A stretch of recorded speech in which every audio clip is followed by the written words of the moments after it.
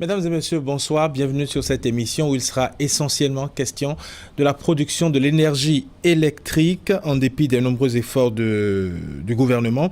La crise énergétique semble être toujours à nos portes. Nous ferons ce soir le tour des différentes questions liées à la production de l'énergie électrique et nous verrons ensuite l'importance et les enjeux de la diversification des sources d'énergie. Pour faire cette discussion, ce débat en plateau avec moi ce soir, j'ai trois invités. Bonsoir d'abord, chers invités. Bonsoir, monsieur.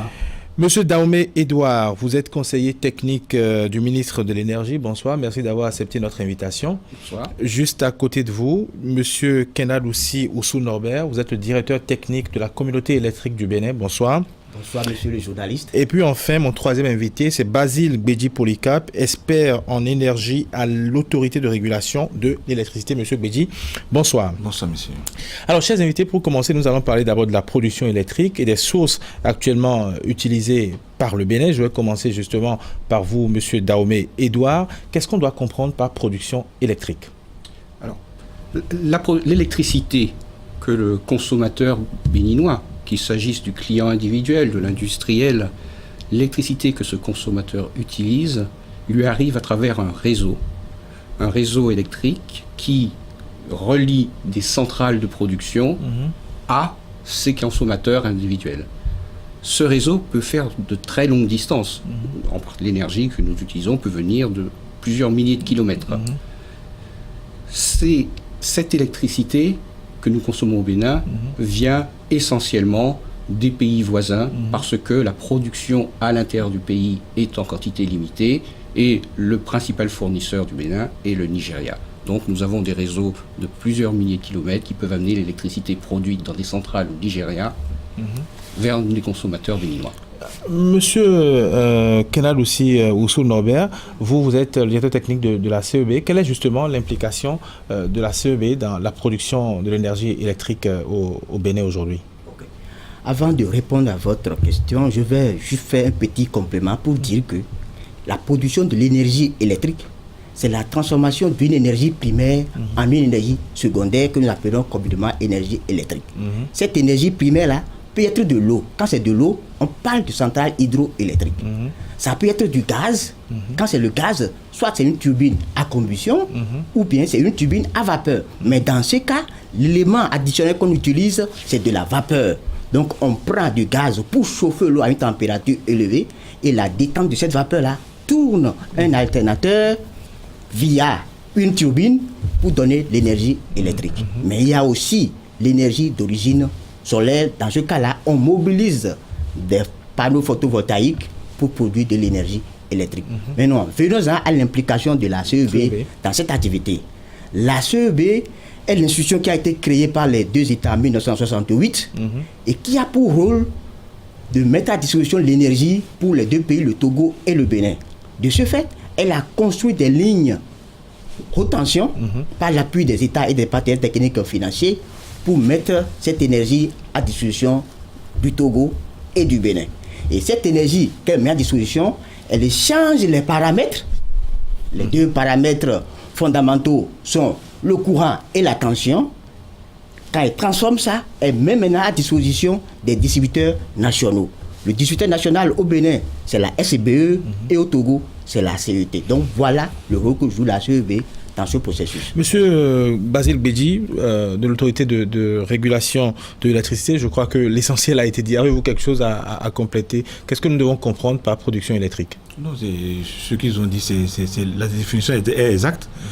Seulement que je voulais dire que l'électricité, c'est un phénomène qui est dans la nature depuis la création de l'humanité. On le voit on la voit à travers les éclairs quand il pleut. Et l'homme n'a commencé à maîtriser le contour que vers la fin du 19e siècle, avec la première centrale électrique de la compagnie Thomas Edison. C'était à peine 6 dynamos. À ce moment, c'était un exploit. Mais aujourd'hui, figurez-vous que nous avons diversifié les moyens de production de l'énergie électrique et nous avons atteint des niveaux impressionnants. C'est vrai que M. Kenad aussi a parlé très rapidement de cela tout à l'heure, mais je vais vous faire donc la question, quelles sont les sources aujourd'hui utilisées par le Bénin? Le Bénin, les sources que le Bénin utilise sont de 3 ordres. D'abord, il y a l'énergie hydraulique qu'on utilise, donc à partir des barrages hydroélectriques. Nous avons le barrage hydroélectrique de Nagbeto, ça c'est dans le Mondo. Oui, non, c'est au Togo, c'est sur le sol togolais. Oui, ça fait partie du patrimoine de la CEB. Il y a les importations d'énergie de l'extérieur, soit du Ghana via la CEB ou bien du Nigeria via la CEB, qui sont des sources d'énergie que nous utilisons. Et sur notre sol, nous avons une production thermique qui nous fournit de l'énergie électrique. C'est le cas des groupes agricoles qui sont loués. C'est le cas de la centrale de 120 MW que le gouvernement est en train de construire pour le bien de notre pays. On va laisser M. Daoumé en parler tout à l'heure. Allez-y. Il y a aussi les sources solaires. Donc on utilise le rayonnement solaire pour produire de l'énergie électrique. Nous avons un cas comme ça au Bénin ici. Il y a la société Innovant qui est en train d'installer une centrale solaire à Djougou, une centrale de 5 MW. Actuellement, ils ont déjà installé une partie de cette centrale, donc ça fait 1,25 MW, qui injectent déjà sur le réseau de la SBE.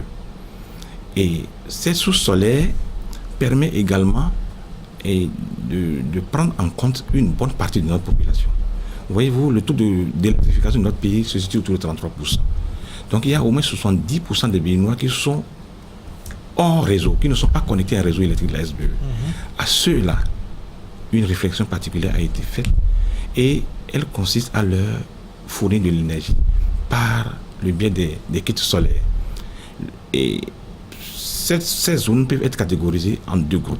D'abord, il y a les zones où l'habitation est dense. C'est le cas des localités de la Liborie, où c'est des zones rurales qui sont loin du réseau électrique de la SBE, mais les habitations sont condensées.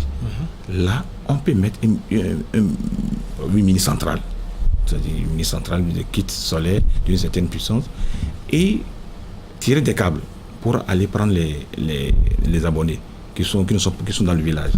Mais il y a des endroits où la zone est éloignée d'un réseau existant, mais l'habitation est éparse, donc elle est dispersée. Là, on ne peut pas mettre des réseaux électriques. On est obligé de leur installer des kits solaires pour pouvoir les alimenter, ou bien on met en place un système de société, de services énergétiques, ou qui leur vendent de l'électricité et qui prennent l'argent par la suite. Alors, on parlait tantôt, M. Gbedji parlait tantôt du taux d'électrification, 33%, et pourtant il y a beaucoup d'actions aujourd'hui en cours pour pouvoir quand même fournir l'énergie électrique au Bénin. Est-ce à dire, parce qu'on a dit que la centrale de Maria Agleta, par exemple, c'est 120 MW. Après tout cela, est-ce que le taux va considérablement augmenter ou nous avons encore de plus gros efforts à fournir? En fait, il y a 2 types d'actions qui sont menées. Il y a des actions pour avoir une capacité de production qui permette de faire face à la demande de l'ensemble des Béninois, qu'il soit raccordé aujourd'hui ou qu'il le soit demain ou après-demain. Ça, c'est une première chose. Et deuxièmement, il y a les actions qui consistent à aller chercher les Béninois qui ne sont pas encore raccordés pour leur fournir de l'électricité, soit sous la forme traditionnelle, c'est-à-dire en étendant les réseaux pour aller jusqu'à eux, soit sous la forme qui vient d'être décrite, qui consiste à dire si étendre le réseau est difficile ou ne peut pas être fait tout de suite, il y a d'autres solutions aujourd'hui qui existent grâce à la capacité de produire de manière décentralisée de l'énergie électrique. Alors pour envoyer l'énergie électrique tout le temps, c'est vrai que ça passe par la SBE, mais on compte d'abord sur vous, à la CEB, monsieur, je crois c'est bien, monsieur Kenad aussi, on compte beaucoup sur vous à la CEB, mais généralement quand la SBE se retrouve en difficulté, le tort est très vite jeté renvoyé sur la CEB. Qu'est-ce qui constitue généralement vos difficultés? Comme l'a dit les prédécesseurs, nos difficultés sont de plusieurs ordres. D'abord, pour mettre l'énergie à disposition du consommateur, il faut transporter l'énergie sur longue distance. Mais quand cette énergie est transformée est mise à disposition du consommateur. Si, en amont, entre-temps, le poteau qui sert à amener cette énergie a été cogné par une voiture, ou bien la ligne est tombée, du coup, nous rentrons en difficulté. Et dans ce système, la difficulté peut provenir soit de la CEB, soit du distributeur national. Mais souvent, nous, on a la capacité d'anticiper en entretenant nos lignes, en faisant la sécurité N-1, en doublant les lignes, quand les moyens sont disponibles. Donc, en gros, les difficultés en matière d'énergie électrique sont parfois évitées, mais cela arrive malgré notre bonne volonté.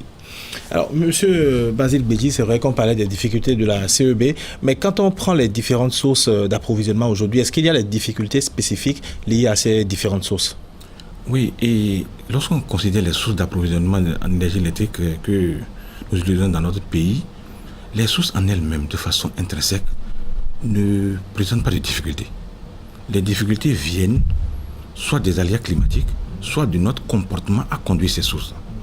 Si on prend le cas d'un barrage hydroélectrique, s'il y a une bonne pluviométrie, mais derrière, on a laissé le barrage s'ensabler, on a laissé les débris végétaux entrer en sédimentation, on a laissé le vase, le limon se sédentariser, il va se voir que la quantité d'eau qu'on doit utiliser pour produire l'énergie électrique au niveau de ce barrage va baisser. C'est la même chose qui va se passer si d'aventure cette diminution d'eau était due à la sécheresse. Mais si nous quittons le cas des barrages hydroélectriques et nous venons au niveau des centrales électriques, ce que nous avons surtout à Cotonou, mais ce ne sont pas les groupes électrogènes qui posent problème. C'est l'entretien de ces groupes électrogènes qui pose problème. Il y a un comportement à adopter pour conduire ces groupes électrogènes. Il y a des exigences opérationnelles indiquées par le fabricant. Si on ne les respecte pas, ou bien si le protocole de maintenance de ces groupes électrogènes n'est pas respecté, parce que la société peut-être n'a pas assez de sous pour acheter les pièces de rechange qu'il faut pour les révisions périodiques, d'un jour à l'autre, un organe de moteur va lâcher, soit la centrale sera à l'arrêt, ou bien sa production sera diminuée. Donc, si on reprend le cas des panneaux solaires, il suffit que le ciel soit nuageux pour que tout de suite la production descende de façon drastique. Mais même si d'aventure il y avait même du soleil, mais derrière nous avons eu un comportement tel que le comportement de marcher sur les panneaux solaires, et en temps les panneaux se sont fissurés, ou bien il y a des jets de pierre, les panneaux sont fissurés, ou bien les onduleurs, qui sont des organes composés de beaucoup d'éléments électroniques. Si ces onduleurs sont exposés de façon continue aux intempéries, s'il y a des infiltrations dans les câbles qui lient les panneaux aux onduleurs, c'est l'infiltration même dans les panneaux solaires. Si même ces panneaux solaires sont exposés à la chaleur, il faut bien les placer pour que l'air puisse passer en dessous pour pouvoir les ventiler. Si ces panneaux sont exposés à une grande chaleur, la production va baisser. Donc c'est de notre comportement que cela doit dépendre la réussite ou bien une production maximale à partir de ces sources. Alors, quand on écoute un peu M. Bédji, on a l'impression qu'il n'y a que les aléas climatiques et qu'il n'y a véritablement pas de difficultés. Mais je vais me tourner vers vous, M. Daomé, pour vous demander, par rapport aux différentes sources qu'il vient d'énumérer tout à l'heure, pourquoi est-ce que le gouvernement, par exemple, n'achète pas plus de groupes, ne met pas plus de groupes à la disposition pour que, enfin, des structures qui gèrent ces groupes, pour qu'on puisse avoir plus d'énergie électrique? Pourquoi est-ce que, par exemple, c'est vrai, à Maria-Agleta, on est en train de faire quelque chose, pourquoi est-ce qu'on ne produit pas beaucoup plus pour pouvoir anticiper? Je vais poser la même question à M. Kenadoussi tout à l'heure de la CEB. Pourquoi est-ce que la CEB n'achète pas plus, par exemple? Allez-y. Alors, je crois que c'est vraiment une excellente question. Je pense que si on remonte 2 années en arrière, à l'arrivée du gouvernement du président Patrice Talon, tout le monde se souviendra que nous traversions une période particulièrement difficile en matière de fourniture d'énergie électrique. Et vous vous souvenez de cette promesse qui avait été faite qu'à la fin de l'année 2016, les délestages pour cause de manque de production seraient une histoire du passé. Oui. C'est effectivement ce qui a été mis en œuvre. C'est-à-dire que devant l'importance d'avoir une production électrique suffisante, une stratégie a été mise en œuvre pour faire en sorte que, en quelques années, on passe d'une situation d'insuffisance, de crise, à une situation maîtrisée et où nous allons désormais accompagner la demande. Donc, ce qui est en train d'être fait, c'est, depuis 2 ans, nous travaillons à la construction du parc que vous avez décrit, c'est-à-dire un parc suffisant. C'est pas la peine d'en faire beaucoup trop. Si on en fait trop, ça va coûter plus cher inutilement. Donc, de construire un parc suffisant, au rythme le plus rapide possible, et un parc diversifié, on y reviendra j'espère, parce que de la diversification naît aussi la sécurité, la qualité et aussi une maîtrise des coûts. Donc, depuis 2 ans, nous travaillons, et effectivement vous avez mentionné la première centrale qui est en cours de construction à Mariagleta, une centrale de 120 MW, ce qui est tout à fait considérable compte tenu de la demande aujourd'hui du Bénin, mais il faut savoir qu'il y a tout un plan derrière.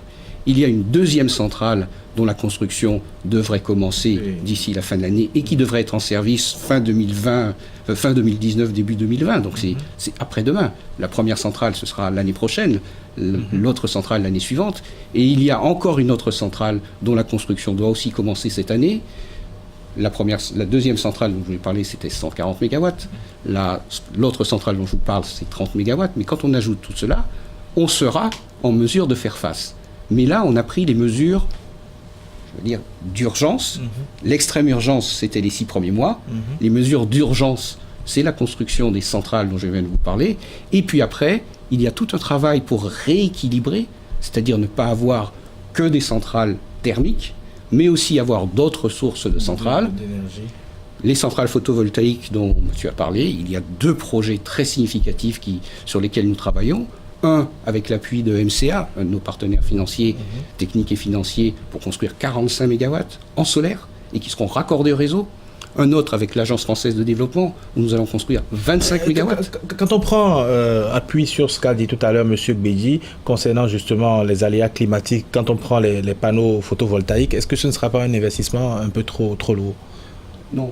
Ce que j'ai dit, et ce qui est particulièrement important, c'est d'avoir un parc diversifié. C'est-à-dire qu'il faut effectivement une certaine redondance parce qu'il y a des aléas. On les connaît et il faut les maîtriser. Et il faut avoir des solutions de rechange lorsqu'il y a un aléa.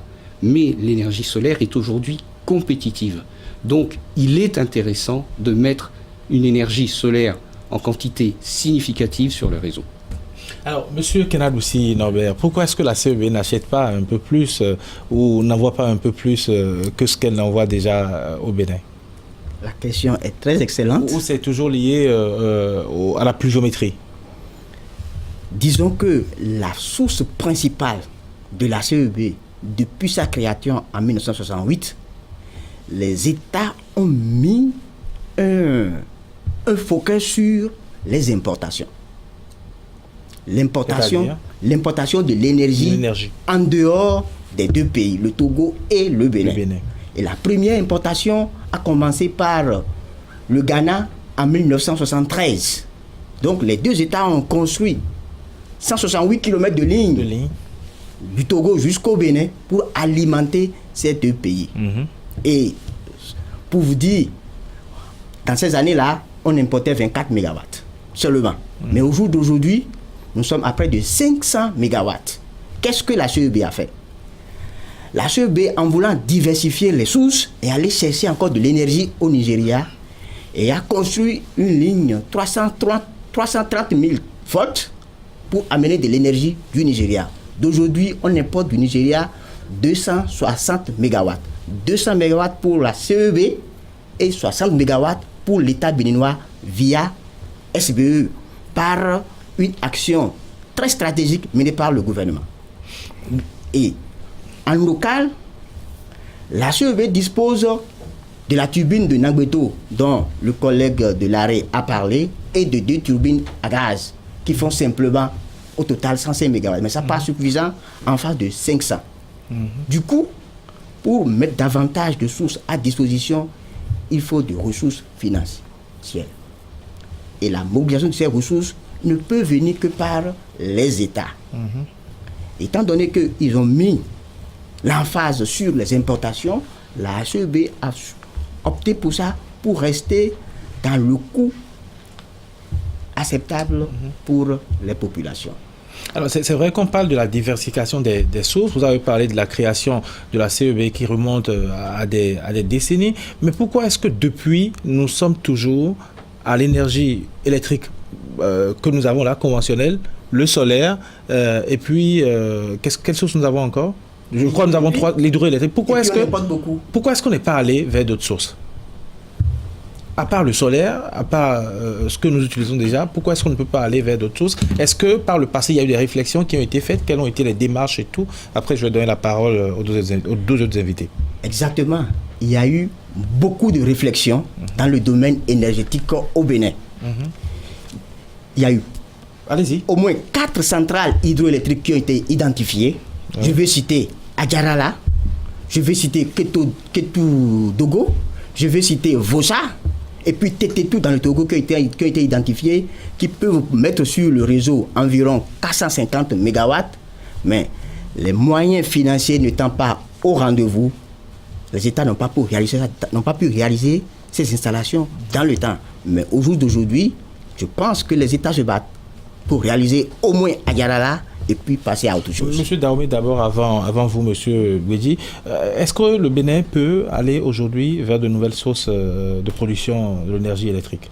Alors, je reprends juste, parce que c'est particulièrement important, je n'avais pas terminé le développement tout à l'heure, mais la troisième source, j'avais parlé du thermique, j'avais parlé du photovoltaïque, et le troisième pied du trépied, c'est l'énergie hydraulique. Pour avoir quelque chose d'équilibré, il faut au moins ces 3 sources à des niveaux suffisants. Il ne s'agit pas d'être totalement déséquilibré. Ceci étant, il y a beaucoup d'autres moyens de produire l'énergie électrique. Et comme on l'a dit au début, en fait, le paramètre essentiel, c'est quelles sont les ressources du pays en énergie primaire. L'énergie primaire, ça peut être le pétrole, ça peut être le gaz, ça peut être le charbon, mais ça peut aussi être le soleil, ça peut être le vent, ça peut être l'énergie tirée de la mer. Donc il y a des tas de possibilités.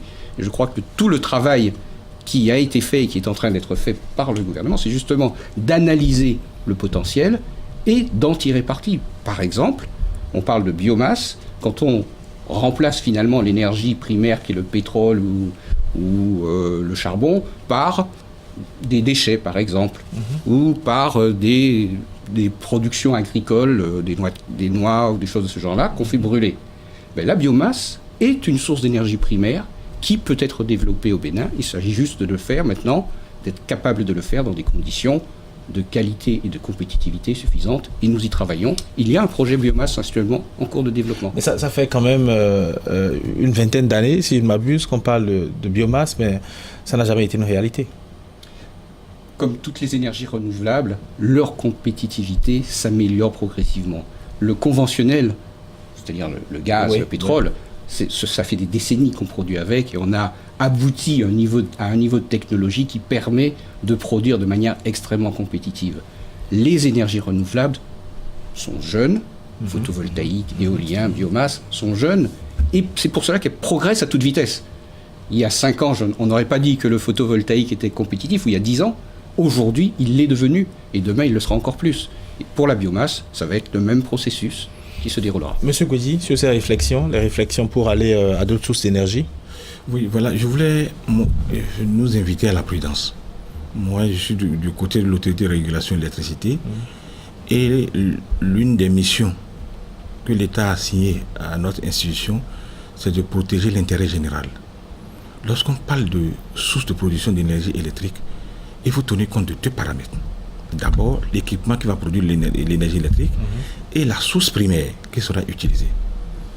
Lorsqu'on regarde toutes ces variantes, quelle est la combinaison la plus gagnante pour le Bénin? C'est de loin la production hydroélectrique.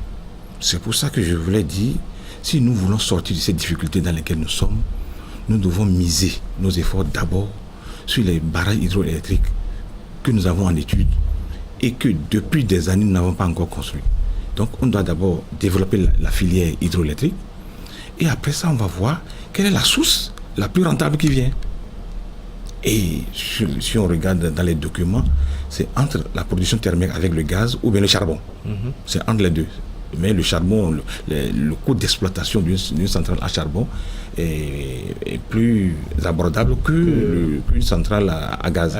Donc on peut voir la chose sous cet angle et développer notre parc de production au regard de la demande. Les barrages hydroélectriques dépendent exclusivement de la pluviométrie et généralement on a des difficultés avec la pluviométrie par saison. Est-ce que ça ne pose pas un problème? Non, ça vient pas de façon cyclique, mais ce n'est pas tous les ans. Ce n'est pas tous les ans. Si vous regardez les autres pays qui ont une certaine indépendance énergétique, ils s'appuient sur l'hydraulique. Si nous ne le faisons pas et que nous utilisons les groupes électrogènes, surtout si ça utilise du gasoil, le coût est prohibitif. On ne s'en sortira pas. On ne pourra pas dégager une masse financière pour pouvoir investir dans les autres sources d'énergie.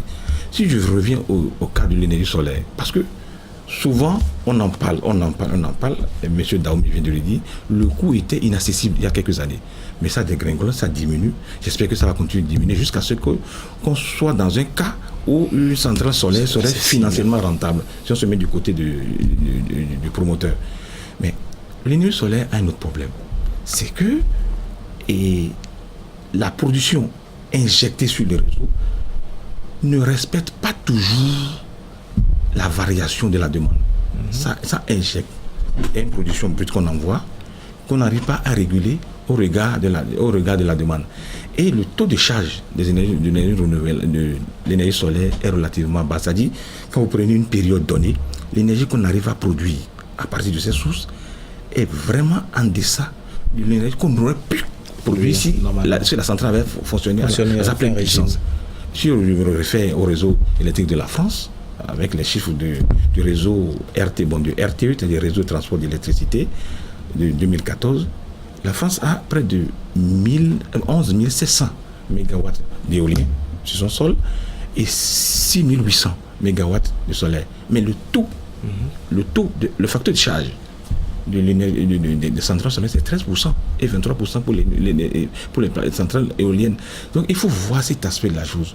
Parce que quand on fait un investissement, il faut le rembourser. Que ce soit un prêt fait à l'État ou bien un IPP qui vient s'installer chez nous, derrière, il faut payer. Donc, je dis, les choix que nous allons faire pour pouvoir nous sortir de cette difficulté récurrente du déficit d'énergie électrique, c'est d'abord regarder devant nous, de faire un programme à long terme. Ici, qu'est-ce qui se passe? Souvent, lorsque un nouveau gouvernement arrive, il n'a que 5 ans. Et il veut faire un programme pour soulager les difficultés de la population. Il fait un programme sur 5 ans. Et lorsque vous faites un programme sur 5 ans pour produire l'énergie électrique, la seule solution qui s'offre à vous, c'est d'aller vers les groupes électrogènes. Au mieux, ce sont des groupes qui vont consommer du fioul lourd ou bien ce sont des centrales à gaz. Mais en 5 ans, on ne peut pas mettre en place un barrage hydroélectrique. D'où la nécessité pour nous d'avoir une entité publique qui aura un plan, plan directeur à long terme, avec des plans d'action bien détaillés. L'autorité de régulation sera là, parce que l'une de nos missions, c'est de donner un avis sur ces schémas directeurs. Donc, indépendamment des régimes qui vont passer, on aura une politique à long terme, là on pourra asseoir des unités de production. Très bien, puisque nous parlons justement de la diversification de ces sources, on va suivre un élément témoin, on va partir à la régie, on va suivre un élément témoin. Il s'agit du député Jean-Michel Abimbola qui parle ici justement de l'engagement des députés de l'Assemblée nationale en ce qui concerne la diversification des sources de production de l'énergie électrique. Je suis président du réseau des parlementaires béninois pour le climat, l'environnement et le développement durable. En effet, en 2016, nous avons constaté avec amertume que notre pays, le Bénin, qui dispose de nombreux atouts en matière de sources d'énergie renouvelable, souffrait terriblement d'énergie électrique.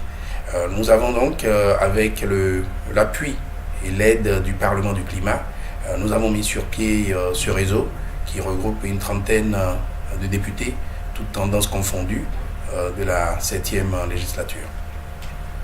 Donc la matière législative a été renforcée et le cadre légal et réglementaire du Bénin a été renforcé à travers l'action de ce réseau qui a permis au Parlement béninois de prendre, disons, toutes ces lois et de renforcer et d'accompagner le gouvernement dans sa volonté de réforme et dans sa volonté de faire la promotion des énergies renouvelables et dans sa volonté surtout de régler une bonne fois pour toutes les problèmes électriques dans notre pays.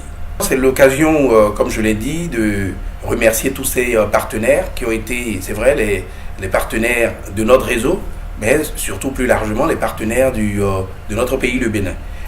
Aujourd'hui, il me semble qu'il ne saurait y avoir de réforme et de réussite en matière énergétique dans notre pays sans l'appui de tous ces partenaires que vous venez de citer, l'Agence française de développement, l'Union européenne bien évidemment, et surtout le MCA.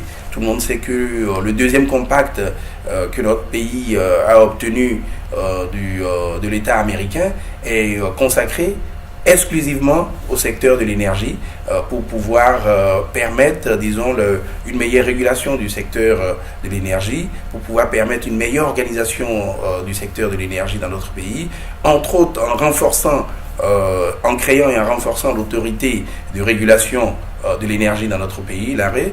Je voudrais en conclusion dire que nous rêvons, nos députés et particulièrement les députés du réseau, nous rêvons d'un Bénin où désormais les problèmes de délestage seraient un mauvais souvenir. Nous rêvons d'un Bénin où nous pourrions avoir suffisamment d'énergie pour le développement de l'activité économique, le développement de l'industrie. Nous rêvons d'un Bénin où les problèmes liés disons, à la défectuosité de nos machines et de nos équipements à la maison serait un mauvais rêve, disons, bien évidemment. Nous rêvons d'un Bénin où nous allons raconter à nos enfants qu'il arrivait que pendant des heures entières qu'il n'y ait pas d'électricité, et nos enfants incrédules ouvriraient gros les yeux en disant est-ce possible? Donc voilà, à travers ces réformes, à travers l'appui du MCA, à travers le renforcement, et ça c'est absolument capital, de l'autorité des régulations, nous sommes persuadés que ces réformes en porteront leurs fruits, et nous parlementaires, nous restons disponibles pour accompagner le gouvernement bien évidemment en la matière et pour résoudre le problème de nos mandants, c'est-à-dire le problème des Béninois et des Béninoises. Je vous remercie. Voilà, nous sommes de retour en plateau après ces explications du député Jean-Michel Abimbola. Je vais vous permettre à tout drôle de réagir une minute très rapidement. Je vais commencer par M. Dahomey. Le député a dit qu'il avait un rêve, il veut voir ce Bénin, il veut voir un Bénin où l'électricité ne sera plus un problème, où nous allons avancer véritablement vers le développement. Est-ce que ce rêve aujourd'hui pourra se concrétiser, M. Dahomey? La réponse est oui, ce rêve va se concrétiser. Ce rêve va se concrétiser parce que depuis 2 ans, le gouvernement travaille et met en œuvre un programme à la fois ambitieux et déterminé pour construire les moyens de production dont nous aurons besoin dans les années qui viennent. Et il ne s'agit pas de raisonner à court terme pour répondre aux besoins immédiats. C'est un plan qui s'échelonne sur plus de 10 ans, et voire même au-delà, et qui permet de planifier les moyens qui sont en train d'être construits. Vous avez parlé de la centrale de 120 MW qui est en cours de construction. Une autre centrale, la construction d'une autre centrale va démarrer d'ici moins d'1 an, oui, d'ici la fin de l'année. Puis une autre centrale va encore être lancée dans le courant de cette année. Et ces 3 centrales permettront d'avoir une capacité de près de 300 MW, plus que la demande du Bénin aujourd'hui. En 2 ans, nous aurons construit une capacité qui permet de desservir plus que la demande aujourd'hui. Mais comme la demande va augmenter, on ne peut pas s'arrêter là. Et le plan pourquoi est-ce qu'on ne prévoit pas en même temps, prenant compte de l'augmentation du réseau, de la SPE? Justement, c'est ce qu'on fait. Et ce que j'allais vous décrire, c'est les autres moyens de production, parce qu'on ne met pas tous ces œufs dans le même panier dans les centrales thermiques. Il y a aussi en cours de construction ou dont la construction va démarrer des centrales photovoltaïques, comme je l'ai dit tout à l'heure, pour une puissance de près de 70 MW, et un programme hydroélectrique extrêmement ambitieux dont les premiers appels d'offres vont être lancés cette année. Donc on n'est pas en train de parler de choses qui sont repoussées au calendrier grec, c'est un programme qui est en cours aujourd'hui et qui est en train d'être réalisé de manière déterminée. Monsieur Kenad aussi, je vous mets un peu au milieu face aux explications tout à l'heure de Monsieur Gbedji sur le plan directeur et sur les explications que donne également Monsieur Dahomey. D'abord, vous réagissez par rapport à l'intervention du député. Et puis, est-ce que ce que dit Monsieur Gbedji, est-ce que c'est ça que nous voyons aujourd'hui? Parce que depuis des années, c'est ce plan directeur justement qui a fait défaut, qui fait que on fait un pas en arrière, un pas en avant, deux en arrière chaque fois. Le même problème est reposé sous diverses formes. Vous êtes à la CEB depuis des années, vous devez savoir de quoi je parle. Exactement. Je pense pour réagir à l'élément du député Abimbola, et son rêve sera vraiment une réalité. Pour le simple exemple, dans le programme PAG avec le MCA, la capacité de transformation de la CEB va s'accroître d'au moins 400 MVA. C'est-à-dire, au jour d'aujourd'hui, la capacité de transformation dont dispose la CEB au Bénin est de 1300 MVA. C'est-à-dire, la CEB dispose de transformateurs. Les transformateurs, c'est des machines électriques qui changent les grandeurs de l'énergie que nous consommons. Si je donne un exemple très simple, à Sakété, on change les 330 kV, les 330 000 volts en 161 000, puis après en 20 000 pour la SBE. Donc, le MCA mettra les moyens à disposition pour permettre à la CEB d'accroître sa capacité de transformation. Cela ne suffit pas. Le MCA interviendra au poste CEB de Vedoko, de Maria Glita, de Djougou, de Natitengu. Pour revenir maintenant à l'élément, à l'intervention de M. Gbedji concernant le plan directeur, je vais le prendre à défaut. Le plan directeur a toujours existé. Mais malheureusement, il n'y a pas eu un accompagnement financier pour mettre cela en œuvre. Le dernier exemple que je peux donner, la CEB a élaboré en 2006 un plan stratégique d'investissement 2007-2026. Et dans ce plan, il y a 4 axes. Le premier axe, c'est d'accroître l'approvisionnement des deux pays en diversifiant les sources. Le deuxième élément, c'est d'augmenter l'autonomie énergétique des deux pays en passant de 30% à 70%, en réalisant le barrage d'Agarala, le barrage de Tetetou, le barrage de Ketutogo, et en convertissant ces deux turbines de 20 MW de Lomé de Cotonou pour faire un cycle combiné. Et pourquoi jusqu'aujourd'hui rien de tout ça n'a été concrétisé? Je l'avais déjà dit que les moyens financiers n'ont pas accompagné. Alors, le troisième élément de ce taxe de la CEB est de sécuriser le réseau existant, et puis en quatrième, de couvrir tout le territoire à 100%. C'est ce seul axe-là qui a pu évoluer. De couvrir le territoire à 100%, la CEB y travaille. Aujourd'hui, on est en train de construire une ligne 330 kV depuis Lomé jusqu'à Sakété. Une ligne 161 kV d'Oningbolo jusqu'à Parakou. Et on continuera en 161 kV pour quitter Bemberek, Kandi, aller à Manaville.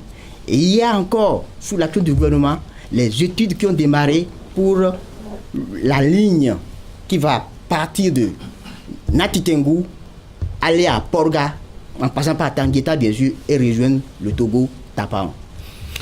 Très bien. Monsieur Gbedji, vous allez réagir par rapport à l'intervention du député tout à l'heure.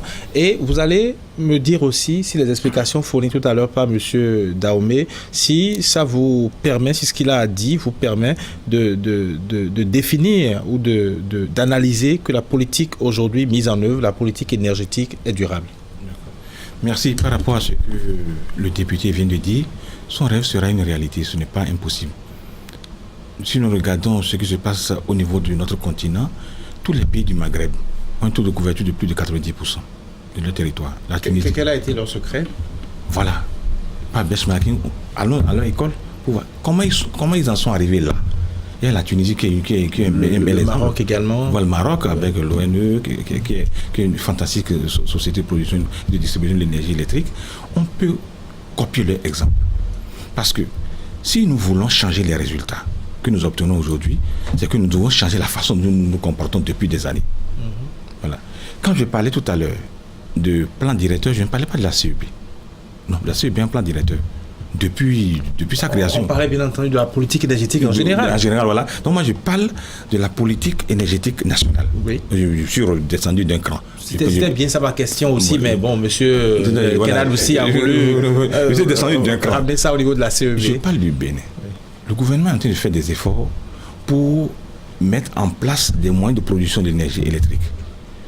Ça, c'est, si on regarde bien le plan au niveau du programme d'action du gouvernement, dans le descriptif des différents projets phares, on trouve de grandes lignes qui parlent de ces actions-là qui sont prévues.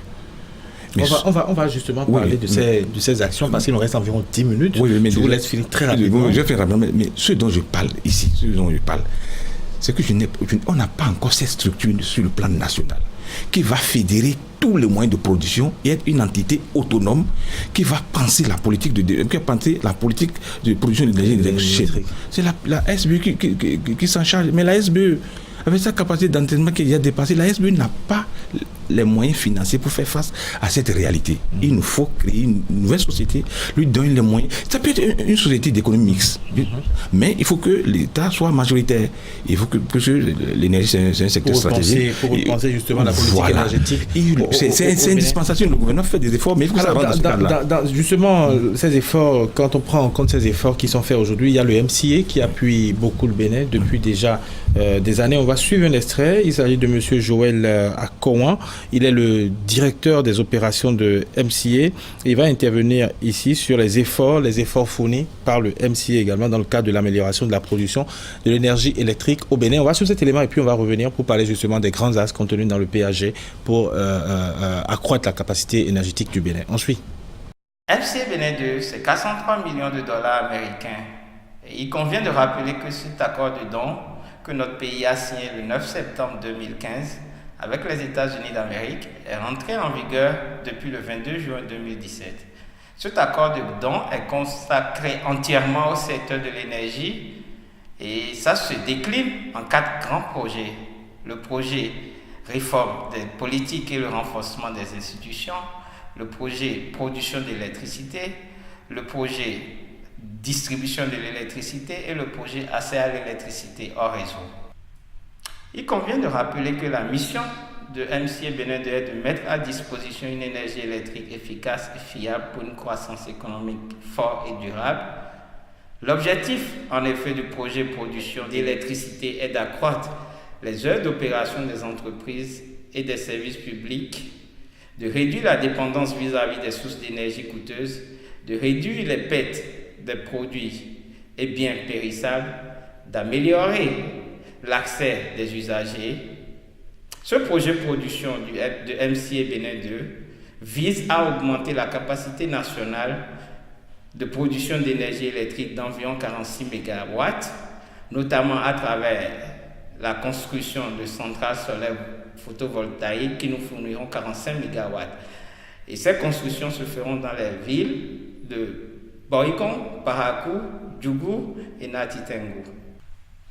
L'investissement du compact vise à rendre disponible l'énergie électrique au plus grand nombre afin d'accroître durablement l'économie béninoise. C'est aussi permettre de réduire la dépendance de la nation vis-à-vis des importations d'énergie. Pour stimuler les améliorations durables dans le secteur de l'énergie du Bénin, nous allons donc moderniser l'infrastructure et construire un accès hors réseau à l'électricité, tout en renforçant les politiques et les institutions qui supportent ces investissements critiques. Les investissements à grande échelle pour augmenter la quantité d'énergie générée au Bénin, y compris la construction de nouvelles centrales électriques et la réhabilitation des centrales existantes, seront complétés par des efforts visant à fournir plus efficacement l'électricité aux consommateurs, y compris des systèmes améliorés pour gérer l'évolution de la production et de la demande. Il s'agit donc d'un investissement dans l'avenir du Bénin, car une forte croissance économique nécessite une alimentation électrique disponible et fiable, accessible à tout le monde. Ce compact bénéficiera donc à tous les Béninois à travers le pays. Par exemple, la couturière de Tchoumi Tchoumi pourrait continuer à coudre bien après le crépuscule grâce à des installations électriques. L'industriel d'Alada pourrait plutôt préférer investir dans la création d'une usine. Voilà, c'était donc Joël Akowanou, plutôt, qui est le directeur des opérations de MCA Bénin, sur le second compact, justement, qui parle également de ces efforts, des efforts du MCA pour que nous puissions atteindre ce que nous souhaitons, que les ménages, les familles puissent avoir véritablement l'énergie électrique à disposition. On va pratiquement faire un dernier tour de table. Je vais commencer par vous, Monsieur Gbedji, au niveau de l'autorisation au niveau de l'autorité, de régulation de votre secteur. Qu'est-ce que vous faites exactement? Qu'est-ce que vous faites aujourd'hui réellement pour que nous puissions atteindre cet objectif? Voilà. Au niveau de l'autorité de régulation, nous accompagnons le gouvernement. Nous sommes des conseillers du gouvernement. Lorsque le gouvernement a une politique dans le secteur de l'énergie électrique et demandons d'avis. Nous donnons notre avis. Nous accompagnons les projets d'acquisition de centrales et de l'installation sur nos sols lorsque les dossiers, les projets de contrat de convention arrivent dans notre pays. L'autorité de régulation les étudie. Donc au-delà des aspects juridiques qui habillent les contrats, nous veillons à ce que les équipements qui sont proposés soient des équipements de qualité, que ce ne soient pas des équipements qui sont en essai chez nous. Le Bénin ne sera pas un champ d'expérimentation pour une société qui a développé un nouveau produit.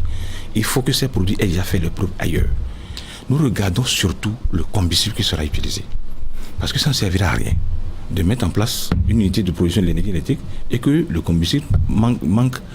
Donc nous faisons toutes ces analyses et nous agrégeons les différents coûts, investissements et charges d'exploitation pour déterminer quel sera le coût de production de cette énergie. Et nous nous battons pour que le coût soit le plus compétitif possible pour une population. Donc l'ARI, c'est son rôle. On veille à ce que d'abord les textes qui régissent le secteur de l'électricité soient respectés. Nous protégeons l'intérêt général. Donc c'est ce que je suis en train de dire. Donc avec l'arrivée du LARI dans le secteur, vous verrez que le Bénin ne connaîtra plus de projet dit éléphant blanc ou éléphant gris. Il n'y en aura plus, puisque l'ARI filtre beaucoup de dossiers. Le ministère nous envoie des dossiers et le ministère fait l'effort ces dernières années de suivre les avis de l'ARI, ce qui fait qu'actuellement le secteur est assaini et les promoteurs peuvent être rassurés comme quoi s'ils viennent au Bénin, ils peuvent faire de bonnes affaires. On va donc laisser M. Dahomey confirmer tout ce que vous êtes en train de dire, parce que nous savons que dans le secteur de l'énergie, il y a beaucoup de réformes ont été entreprises. On a entendu également le chef de l'État faire des promesses devant la représentation nationale, c'était en décembre dernier, où il parlait des différentes centrales, de tout ce qui était en train d'être fait pour la production électrique au Bénin. Quelles sont les réformes en cours? Qu'est-ce qui a déjà abouti? À quoi est-ce que nous devons nous attendre? On a évoqué tantôt le cas de la SPE qui a toujours des difficultés. Qu'est-ce que nous pouvons attendre également de cette société? Ça fait beaucoup de questions, mais ça fait beaucoup de questions et on va essayer d'y répondre. Je pense qu'il faut y répondre de manière synthétique, mais il faut quand même répondre à toutes parce que c'est important. Le Bénin dispose aujourd'hui d'un plan cohérent et on sait où nous voulons aller dans le domaine de l'énergie électrique. Ce plan, finalement, est résumé dans le plan d'action du gouvernement qui décrit parfaitement le cadre dans lequel nous travaillons. Ce plan d'action, effectivement, a été annoncé en décembre 2016 et il est en cours de mise en œuvre à travers les différents moyens de production dont je vous ai parlé, qui sont en train d'être construits ou dont la construction va commencer dans les années qui viennent. Mais ça n'est qu'une partie du plan. Parce que pour construire un système électrique qui fonctionne bien, non seulement il faut choisir des moyens de production, mais il faut bien les choisir pour qu'ils soient équilibrés. Je vous l'ai dit tout à l'heure, entre les différentes sources de production. Ce plan respecte cela. Mais aussi, il y a d'autres actions à mener. Alors, je voudrais en citer deux qui sont particulièrement importantes et sur lesquelles on pourra fonder l'équilibre et la santé du système électrique du Bénin. Le premier, c'est l'émergence d'un marché électrique régional. À partir de l'an prochain, il va y avoir un marché, c'est-à-dire un lieu où pourront se faire les échanges entre les différents pays. Ceci est particulièrement important parce que le Bénin va pouvoir s'inscrire dans ça, mais il va le faire dans une attitude différente de celle qui était dans le passé. C'est, d'un côté, il va pouvoir échanger, mais à partir d'une autonomie. C'est-à-dire qu'il pourra profiter d'une énergie bon marché qui pourrait être disponible ailleurs, mais il est assis sur une capacité et une indépendance énergétique qu'il aura construite pendant ces années-là. Et enfin, le dernier point, parce qu'on peut faire tout ce qu'on veut du côté de la production, si on n'a pas à la fois un système de transport qui est efficace et un système de distribution qui est efficace, la chaîne ne fonctionnera pas. Et c'est pour ça que, en même temps que ces efforts en matière de production sont développés par le gouvernement, il y a des réflexions qui vont bientôt déboucher sur l'évolution de la CEB pour être sûr qu'on a un système de transport qui est efficace, qui s'améliore et qui est bien maintenu. Parce que monsieur a insisté tout à l'heure sur le fait que la maintenance est déterminante. Il ne suffit pas de construire, mais il faut entretenir. Et je terminerai par probablement l'élément le plus important pour le consommateur béninois. Voilà, c'est la société de distribution d'électricité, la SB2E, sur lequel un effort considérable est fait depuis 2 ans.